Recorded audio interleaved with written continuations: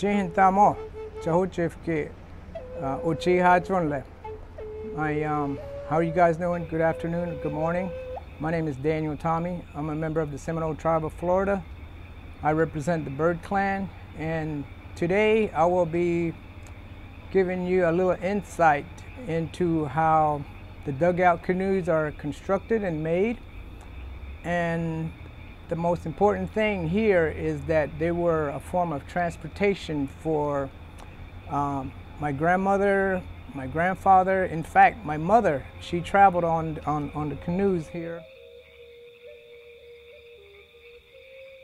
It gives me great pleasure.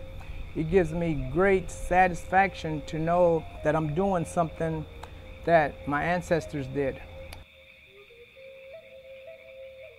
These canoes were made a long time ago, and they are still, only quite a few of us are able to make them. The first thing a canoe builder would do is to find a suitable tree. The tree is part of the earth, and the water it's going to travel on is part of the earth, and it's going to provide a transportation. Maybe it's the location right down here at the Stranahan house where my ancestors used to do some trading here. So it's a form of transportation, but it was a lifeline when it came to in the Second Seminole War, or the Second Seminole War, in the Battle of Okeechobee, because these canoes were used to escape from the army after the war took place and the battle took place. And once the execution of the plan was done, the getaways were done on canoes, and they left Okeechobee and made their way around towards present day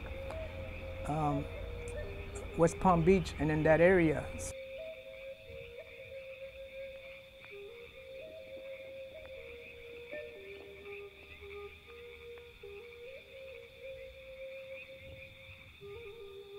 This is the Seminole dugout canoe that I brought here. So I'm glad you guys came and joined us for this little session that I have here.